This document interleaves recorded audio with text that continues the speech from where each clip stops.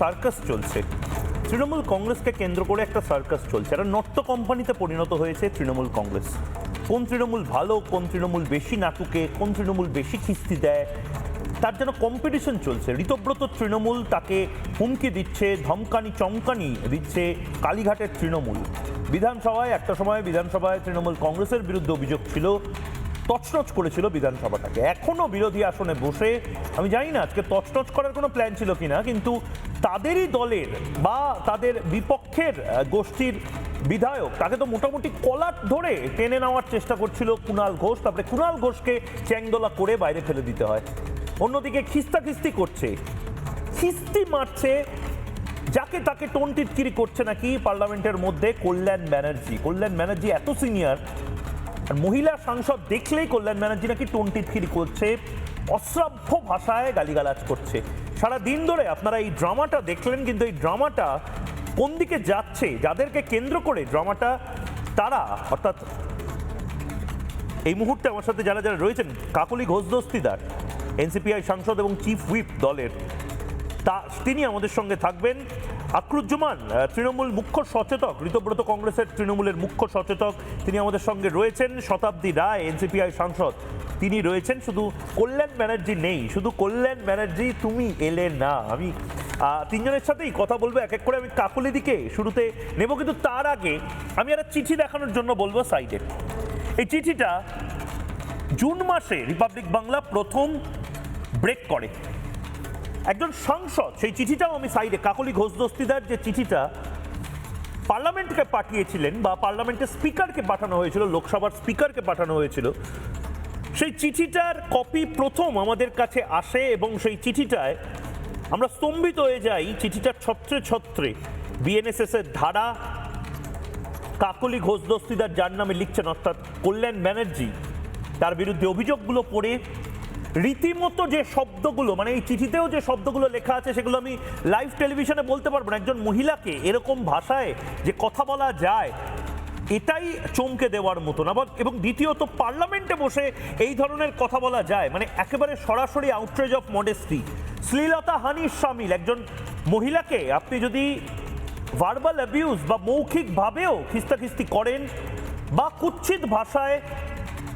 Sexual কোনো intention নিয়ে কথা বলেন, সেটাও শ্লীলতাহানির শামিল। এবং কল্যাণ ব্যানার্জির হয়তো আরও কঠিন শাস্তি হতে পারে। কল্যাণ ব্যানার্জিকে সাসপেন্ড করা হয়েছে, শুধু কল্যাণ ব্যানার্জিকে সাসপেন্ড করা হয়েছে। আপনারা জানেন কল্যাণ ব্যানার্জি আমাদের সাথে যুক্ত হন কিনা আমরা দেখব, কিন্তু আজকে কল্যাণ ব্যানার্জির এই যে সাসপেনশনটা, সেই সাসপেনশনের যে ভার্ডিক্ট, সেই ভার্ডিক্টটা পার্লামেন্টের মধ্যেই শুনিয়ে দেওয়া হয়। অর্জুন মেঘওয়াল তিনি সবার সামনে এই ধ্বনি ভোটের মাধ্যমে কল্যাণ ব্যানার্জিকে সাসপেন্ড করা হবে কিনা সেটা জিজ্ঞাসা করেন, এবং তার উত্তরে গোটা পার্লামেন্ট কি বলে একবার শুনি।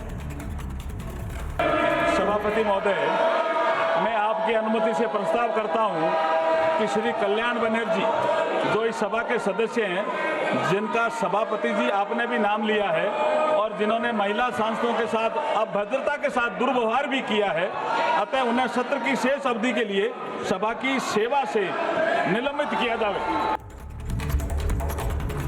कल्याण बंदोपाध्याय पाल्टा की बोलेছেন একবার শুনবো। इस बेईमान को हम लोग देख लेगा, हम लोग का हमको इधर सस्पेंड करके क्या करेगा? घर से सब निकलने नहीं सकता है, घर से सब निकलने नहीं सकता है। 20 आदमी का पार्टी है ना, 1.5 महीना में एक मीटिंग किया है कलकत्ता में, 20 वोटर भी नहीं है उनका, कुछ नहीं है, एक आदमी का एक वोट भी नहीं है बंगाल में। अब को देखा जो कंपनी खुला है उनको कोई वोट है बंगाल में? है इनका, ये लोग 20 है, 20 ही वेस्ट बंगाल में है और इसका साथ कोई नहीं है।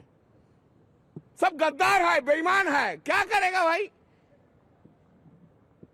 लेकिन आपको सस्पेंड कर दिया। वो सस्पेंशन बारे में सौगता बोल दिया आपको, nothing to be added. See you tomorrow, will see you tomorrow. Today is not the last day, tomorrow is also there, day after tomorrow is also there, there after tomorrow is also there. एक बरस का बाद ये सरकार गिर जाएंगे। কল্যাণ বন্দ্যোপাধ্যায় মানসিকভাবে এখনো ভাবছেন তিনি হয়তো সাসপেন্ডেড হননি, বা মানসিকভাবে এটা ভাবার পর্যায়ে হয়তো কল্যাণ ব্যানার্জি আর নেই। কল্যাণ ব্যানার্জি এত অপমান সহ্য করেও তৃণমূল কংগ্রেসটা করতো, আর সেই তৃণমূল কংগ্রেসে কল্যাণ ব্যানার্জিকে দুচ্ছাই করা হচ্ছে। তৃণমূল কংগ্রেস নেত্রী মমতা বন্দ্যোপাধ্যায় বা কালীঘাট তৃণমূল কংগ্রেসের নেত্রী মমতা বন্দ্যোপাধ্যায় তিনি দুচ্ছাই করছেন।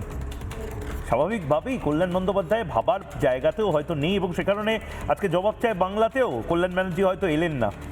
কাকলি ঘোষ দস্তিদার রয়েছেন, শতাব্দী রায় রয়েছেন, আকরুজ্জামান সাহেবও রয়েছেন। আকরুজ্জামান সাহেবের কাছে আমি একেবারে দুজন ভদ্রমহিলার সাথে কথা বলার পরে যাব। আমি কাকলি দিয়ে আপনার কাছে শুরুতে যেতে চাই। একটা চিঠি আমি ব্রেক করেছিলাম, সেই চিঠিটা আমার হাতেও রয়েছে, জুন মাসের সেই চিঠি, এবং সেই চিঠিতে নির্দিষ্টভাবে আপনি বলেছিলেন বিএনএসএস এর ধারা উল্লেখ করে, সেই চিঠিটা আমি দেখাচ্ছিও। আপনি বলেছিলেন কল্যাণ বন্দ্যোপাধ্যায় আপনাকে কিভাবে শ্লীলতাহানির সামিল একজন পার্লামেন্টেরিয়ান আরেকজন পার্লামেন্টেরিয়ানকে লিটারালি আউটরেজ অফ মডেস্টির অভিযোগ তুলছে, এবং সেই অভিযোগ কোথায় তুলছে না পার্লামেন্টের মধ্যে সেক্সুয়ালি ইনক্লাইনিং বা যৌন ইঙ্গিতপূর্ণ কথা, কুৎসিত ভাষায় কথা বা গালিগালাজ করার অভিযোগ তুলছেন। এতদিন বাদে কল্যাণ বন্দ্যোপাধ্যায় সাসপেন্ডেড, বিচার পেল কাকলি ঘোষ দস্তিদার, বিচার পেলেন কাকলি ঘোষ দস্তিদার, না আরও পথ চলা বাকি রয়েছে? কল্যাণ বন্দ্যোপাধ্যায়কে আরও হয়তো কঠিন শাস্তির মুখোমুখি হতে হবে।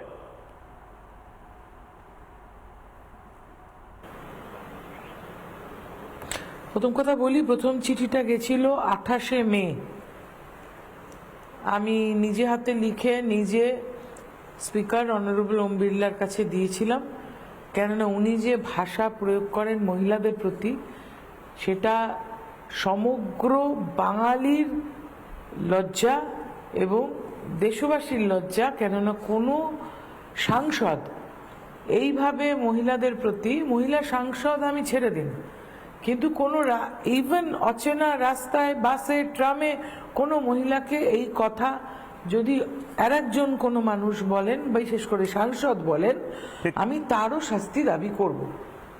সেই শাস্তি আমি দাবি করেছিলাম 28শে মে প্রথম চিঠিটা দিয়ে, এবং পরের চিঠিটা যেটা আপনি বলছেন সেইটা বিভিন্ন ধারা দিয়েছিলাম, যেগুলো আইনের ধারা। আজকে আমি কিন্তু বিচার কিছুটা হলেও পেয়েছি, স্বস্তি কিছুটা হলেও পেয়েছি। কাকলিদি, আপনি যে চিঠিতে উল্লেখ করেছিলেন যে ধারাগুলো বা যা যা কল্যাণ ব্যানার্জি করে, আবারও বলছি এগুলো আমি পড়ে শোনাতে পারছি না, তার কারণ এগুলো টেলিভিশনে পড়ে শোনানোর যোগ্য নয়, অযোগ্য। টেলিভিশনে এই ভাষার প্রয়োগ যদি করি আমি হয়তো অ্যারেস্ট হয়ে যাব। এটা আউটরেজ অফ মডেস্টির সামিল, বা মাফ করবেন, আউটরেজ অফ মডেস্টির সামিল কেন বলছি, এটা আউটরেজ অফ মডেস্টি। একজন ভদ্রমহিলাকে একজন পুরুষ যদি বাসেও এই ভাষায় টোন টিটকিরি করে বা এই ধরনের গালিগালাজ করে, তাকে হয়তো ঘাট ধরে পুলিশ সামনের পুলিশ স্টেশনে নিয়ে যাবে, আর এটা পার্লামেন্টে হচ্ছে। কল্যাণ ব্যানার্জি যেটা করেছে সেটা ভার্বাল অ্যাবিউজ, সেটা আউটরেজ অফ মডেস্টি। আপনি কি ফার্দার কোনো স্টেপস নেবেন, না এখানেই কল্যাণবাবুকে ছেড়ে দেবেন?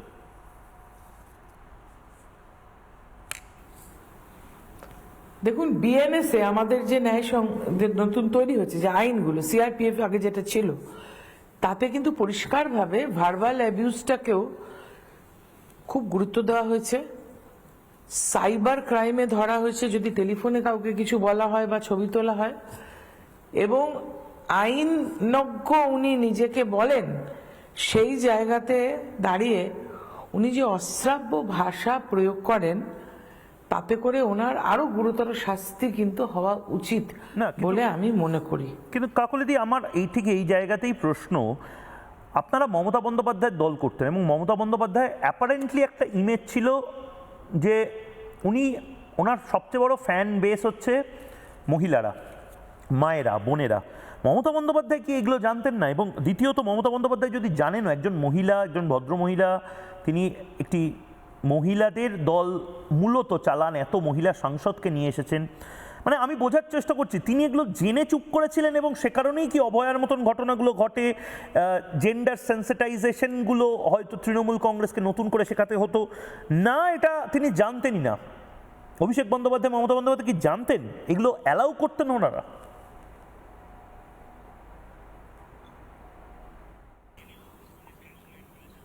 আমি নিজে ওনাকে বলেছি যে এই ভাষা প্রয়োগ করা হয়েছে।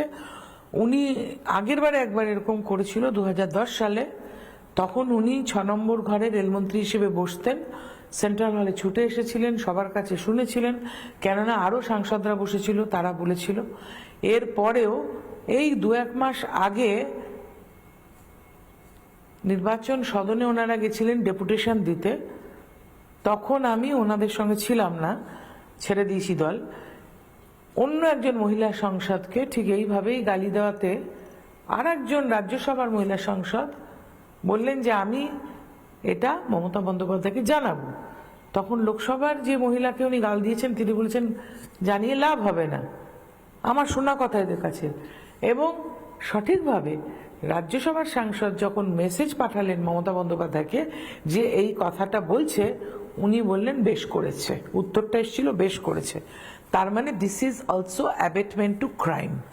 দের is a crime and there is a abetment to crime, so she is in it. উনি এই ধরনের গালি গালাজ কেউ করলে তাকে শাস্তি দেওয়ার কথা ভাবতেন না। ঠিক ঠিক। কাকলিদি আপনি আমাদের সঙ্গে থাকুন। আমি যেমনটা বলছিলাম, কাকলি ঘোষ দস্তিদার রয়েছে, শতাব্দী রায় রয়েছে, আকরুজ্জামান সাহেব রয়েছেন আমাদের সাথে। আমি কাকলি ঘোষ দস্তিদার আপনাকে একটু থামাচ্ছি, আমি শতাব্দী রায়ের কাছে যাব। শতাব্দী রায় আপনার সহযোগী, সহযোদ্ধা, এখনও আপনারা একই নৌকোয় রয়েছেন। শতাব্দী রায়কে আমার খুব ক্যান্ডিড একটা প্রশ্ন, মানে কি কেস হচ্ছে শতাব্দী, কি কেস হচ্ছে বলো তো? মানে এই কল্যাণদার কি মাথা খারাপ হয়ে গেছেন? মানে is he out of his mind?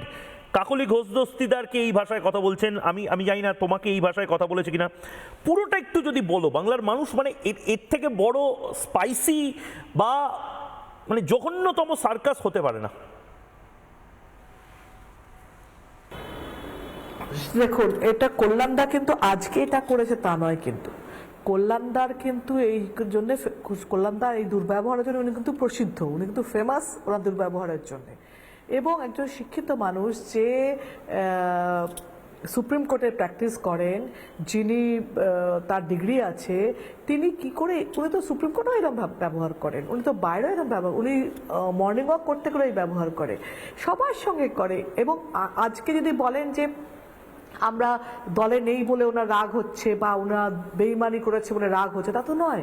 যখন দলে ছিলাম তখনও তো মহুয়াকে এরম গালাগালি করতো, ও তো তখনও কাকুলিদিকে গালাগালি করতো। গালাগালি মানে আমি শব্দটা বলছি গালাগালি মানে কিন্তু গালাগালি, সেই গালাগালিগুলো আমি বলতে পারবো না। যে লেভেলের সেটা আমরা শুনতে অভ্যস্ত নয়, বলতে অভ্যস্ত নয়, সেই লেভেলে গালাগালি উনি করেছেন। এবং সেটা এই ব্যবহারটা উনি কিন্তু আজকে প্রথম করলেন না, প্রত্যেক সময়। এবং প্রত্যেকটা মহিলা ওনার প্রতি বিরক্ত। উনি মহিলাদের সঙ্গে যে বিহেভ করেন সেটা কোনো ভদ্র মহিলা বা ভদ্র লোকরা অ্যাকসেপ্ট করবে না। না শতাব্দী, আমার একটা প্রশ্ন, মানে উনি কি এই গালাগালিটা মানে জাস্ট মুদ্রা দোষের মতন দিতেন? মানে উনি নিজে কন্ট্রোল ছিল না বা কন্ট্রোল নেই ওনার গালাগালি দেওয়া, মহিলাদের দেখলে টোন টিটকিরি করা? কাকলি ঘোষ দস্তিদার আমাদের সাথে আছে। কাকলি ঘোষ দস্তিদার আমাদের যে ধরনের কথাবার্তা বা বিবরণ দিচ্ছেন, সেই ভাষাও আমি ব্যবহার করতে পারবো না টেলিভিশনে। মানে যে ভাষায় নাকি উনি টোন টিটকিরি করতেন, এটা কি হ্যাবিট?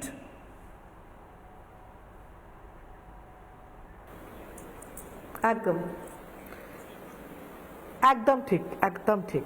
এরকমও হয়েছিল আমাদের একবার, আমরা সেন্ট্রাল হলে, তখন তো আমরা একসঙ্গে সেন্ট্রাল হলে বসেছিলাম, কাকলিদির সঙ্গে উনি ঝগড়া করছিলেন। কাকলিদিকে যে ভাষা বললেন, আমি অবাক যে এরকম ভাষা কেউ একটা কলিগকে বলতে পারে। কোথায় কলিগের সঙ্গে ঝগড়া হলো, কোথায় একটা ব্যারিয়ার থাকে, সেটা উনি টপকে গেলেন।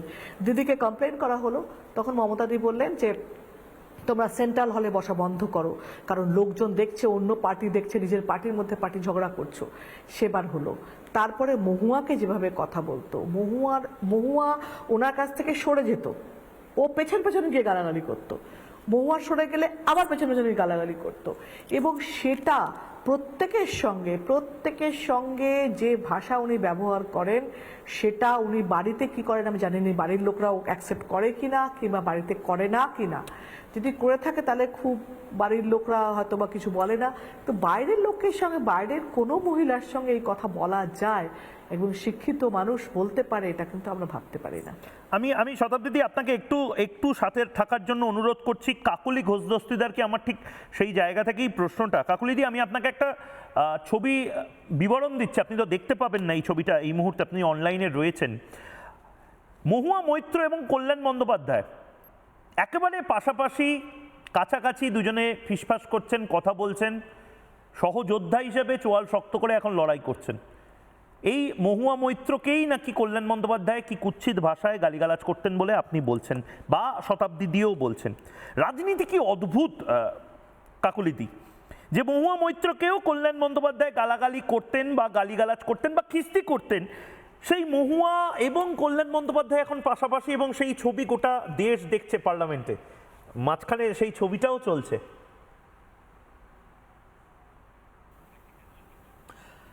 আজকে তো আবার একটা ভিডিও দেখলাম ভাইরাল হচ্ছে, যে রাজ্য সভাপতি যিনি আছেন ভারতীয় জনতা পার্টির, শ্রমিক ভট্টাচার্য, তাকে মহুয়া মৈত্র ভীষণ কিছু বোঝাবার চেষ্টা করছে পাশে কল্যাণ ব্যানার্জিকে নিয়ে। কি বোঝাচ্ছেন জানি না, সেটা আজকে সংসদ ভবনেরই সকালবেলাকার চিত্র, আপনারা পেয়েছেন কিনা জানি না, এবং পেলে দেখুন যে উনি কি বোঝাবার চেষ্টা করছেন, কি চাইছেন আমি জানি না। আর আজকের যে আর একটা ঘটনা ঘটলো, যার জন্য বাক বিতণ্ডাটা শুরু হয়েছিল সংসদ ভবনের ভিতরে, সেটা মিতালি বাগকে নিয়ে। এবং মিতালি বাগ আপনারা জানেন যে আরামবাগ থেকে উনি রিজার্ভ সিট থেকে জিতে আসা একটি লড়াকু মহিলা, খুব খেটে খাওয়া পরিবার, অসম্ভব খেটে খাওয়া পরিবারের মেয়ে, এবং তাকে এই কথাটা বলেছিল। এবার সে প্রতিবাদ করেছে। আমি তখন সেখানে শুনে ছুটে গিয়ে দেখলাম কি বলেছে, শুনে আমরা সবাই মিলে প্রতিবাদ করি, এবং ওনার বিরুদ্ধে অন্য অন্য মানে ভারতীয় জনতা পার্টির মহিলা পুরুষ সবাই মিলে ওনাকে বলে যে তুমি এটা বলতে পারো না, কিন্তু উনি শোনেননি। তখন আমরা লিখিত অভিযোগ আবার জমা দিই আজকে, এবং উনি যিনি মন্ত্রী ওখানে ছিলেন ভূপেন্দ্র যাদব, তাকে চোর বলেছে, আমাদের চোর বলেছে, এবং কেনাবেচার কথা বলেছে যখন এখানে কোনো কথা নেই। মহুয়াও কেনাবেচার কথা বলেছে। এগুলোতে এদের প্রত্যেকের বিরুদ্ধে কেস হতে পারে, আমরা এটা নিয়ে আইনজ্ঞের পরামর্শ নিচ্ছি। কিন্তু ওনারা আমার মনে হয় মানসিক ভারসাম্য হারিয়েছেন, শালীনতার সীমা অতিক্রম করছেন, এবং অত্যন্ত বেহিসেবি ব্যবহার কাজ করছেন, যার উত্তর এনাদের একদিন দিতে হবে। না কাকলিদি, আমার ঠিক সেই জায়গাতেই প্রশ্ন। আইন প্রণেতা, ল মেকার বা পার্লামেন্টেরিয়ানরা তারা বড় বড় লেকচার দেয়, তারা বড় বড় কথা বলে, টক্সিক ওয়ার্ক এনভায়রনমেন্ট আমাদের রাখলে চলবে না, কর্পোরেট স্ট্রাকচার পরিবর্তন করতে হবে, সরকারি অফিসে কেউ যেন কাউকে ভার্বাল অ্যাবিউজ না করে। কালকের আরেকটা ভিডিও আমি দেখছিলাম, যেখানে আপনিও নিশ্চয়ই দেখেছেন, মমতা বন্দ্যোপাধ্যায় ঝাড় দিচ্ছে কল্যাণ বন্দ্যোপাধ্যায়কে, কল্যাণ বন্দ্যোপাধ্যায় পাল্টা কিস্তি দিচ্ছে না ধমক চমক দিচ্ছে আমি জানি না, আঙুল উঁচিয়ে, একবার দেখলাম আমি অভিষেক ব্যানার্জি আঙুলটাও নামিয়ে দিল, আবার আঙুল উঁচিয়ে মমতা বন্দ্যোপাধ্যায়কে টানা কিছু একটা কড়া ভাষায় বলে গেল, এবং মমতা বন্দ্যোপাধ্যায় ঠায় পাথরের মতন চুপচাপ পুরোটা হজম করে নিল। মানে আমি বলছি যে ভবিষ্যতে কেউ তৃণমূলটা করবে, মানে এত টক্সিক একটা এনভায়রনমেন্ট, বসকে খিস্তি করে দিচ্ছে এমপ্লয়িকে দুধছাই করছে বসকে, সেটা সবচেয়ে বড় প্রশ্ন। যাকে সিইও বলে জানতাম সেই সিইও আর থাকছে না। মানে এই একে মারছে, একে ছোবল দিচ্ছে, এ ওকে দুধছাই করছে, এ ওকে খিস্তাখিস্তি করছে, ভাষায় প্রকাশ করা যায় না এমন ভাষায় খিস্তিখাস্তা করছে যে চিঠি চাপাটি হচ্ছে। মানে এর থেকে টক্সিক এনভায়রনমেন্ট তো আর কিছু হতে পারে না। তৃণমূল তো বোধহয় সবচেয়ে টক্সিক এখন এই মুহূর্তে। একটা চাইনিজ প্রভাব আছে, আপনি শুনেছেন কিনা জানি না, যে if you raise snakes in your backyard it is going to bite you one day. প্রথম থেকে যদি নোটে গাছটি মুড়নো করানো যেত, সভ্যতা পাঠ দেওয়া যেত, তাহলে আজকে ওনাকে এই গালিগালাজ শুনতে হতো না। আমরা যেরকম প্রথম দিন থেকে রুখে দাঁড়িয়েছি, খারাপ কথা বলেছো তোমার নামে কমপ্লেন হবে, তোমায় ক্ষমা চাইতে হবে, ওনারা তো সেটা করা উচিত ছিল। উনি তো প্রশ্রয় দিয়েছেন, উনি ক্রিমিনালদের প্রশ্রয় দিয়েছেন, উনি মিসোজিনিস্টিক মানুষকে প্রশ্রয় দিয়েছেন, উনি বলেছেন বেশ করেছে ও যা বলেছে। এই কথাটা কদিন আগেকার কথা, এই ইলেকশন কমিশনে যেটা গল্পটা বললাম, সুতরাং উনি যদি এইসব করে থাকেন তাহলে ওনাকে শুনতেই হবে। আচ্ছা আমি ঠিক এই জায়গাতে শতাব্দীদি আপনাকে আমি জিজ্ঞেস করতে চাই, মমতা বন্দ্যোপাধ্যায় এই টক্সিক এনভায়রনমেন্টটা বা এরকম একটা পরিবেশ তার মানে রেখে দিয়েছেন, উনি হয়তো পছন্দ করতেন এ ওকে গালিগালাজ করবে, এ ওকে চুলের মুঠি ধরে হয়তো মারধর করবে, এ ওকে বলবে তোকে দেখে নেবো 30-70 70-30 ভাগ নিয়ে কামড়ি হবে। অভিষেক বন্দ্যোপাধ্যায় তার মানে এটা এই আউটরেজ অফ মডেস্টি এটা হচ্ছে দেখেও, এই যে বড় বড় লেকচার মারে অভিষেক বন্দ্যোপাধ্যায়, এগুলো সব দেখেও তার মানে কিছু বলেননি, চুপচাপ ছিলেন, এটাও তো ক্রিমিনাল অফেন্স। অনেক সময় ঘটেছে এবং উনি অভিষেককেও অ্যাটাক করেছে অনেক সময়, এবং প্রত্যেকবারই সবাই ছেড়ে দেয়, দিদি বলে ঠিক আছে। এটা তো আমি তো বলছি বারবার, এটা যে আজকের ঘটনা নয়, যদি আজকেরটা হতো তাহলে বলতে পারতে যে সত্যি আজকের দলে নেই। একসঙ্গে থাকার সময় ও সবার সঙ্গেই ব্যবহার করে। কেন করে? আমার মনে হয় যে ওনার সত্যি কাউন্সেলিং দরকার এবং ওনাকে একটু ওষুধ খেয়ে শান্ত হওয়া দরকার। তা না হলে উনি নিজে অপমান করেন বলে অপমানিত হয় সব জায়গায়। কদিন আগেও হয়েছিল, রুরি ওকে অপমান করেছিল, আমাকে বলেছিল যে ডেপুটি লিডার হিসেবে চুপ করেছিল, কিছু বলেনি। আরে উনি মহিলাদের অপমান করে, অন্য এমপিরা প্রোটেস্ট করে ওনার এই ব্যবহারকে, যে আপনি কি করে একটা মহিলাকে এরমভাবে কথা বলছেন। এইরকম পরিস্থিতি তৈরি হয় প্রত্যেকবার। এটা কিন্তু একদিন হয়ে গেছে, যদি কোনো একদিন হয়ে যেত তাহলে হতে পারে একটা মানুষ কোনো কারণে আপসেট, হয়তো কালকে দিদি স্টেজ থেকে নামিয়ে দিয়েছে, তার আগে অভিষেক ওকে অপমান করেছে ওপেনলি, সেই জন্য হয়তো আপসেট আমরা মানতাম যে হ্যাঁ ঠিক আছে হয়ে যেতে পারে। এ তো সবসময় করেছে, তাই জন্য আজকের দিনটা স্পেশাল নয় বা একদিনটা একটা নয়। তবু আমরা স্পিকারকে বলেছিলাম, স্পিকার সেটা মেনে নিয়ে সাসপেন্ড করেছে। সাসপেন্ড করা তো অপমান করা, এবং এই অপমানটা উনি যদি মনে রাখেন, আমার মনে হয় না মনে থাকবে, এসে আবার চাচাবে। কারণ যখন ওনাকে বলা হলো আপনি হাউস থেকে বেরিয়ে যান, তখন উনি চাচাচ্ছিলেন। সুতরাং আমার মনে হয় না যে উনি শুধরানোর লোক। নানা ধরনের কন্টেন্ট দেখার জন্য লাইক করুন, শেয়ার করুন আমাদের ফেসবুক পেজ, সাবস্ক্রাইব করুন আমাদের ইউটিউব চ্যানেল। পাশাপাশি অন্যান্য ব্রেকিং নিউজের জন্য অবশ্যই চোখ রাখুন রিপাবলিক বাংলায়।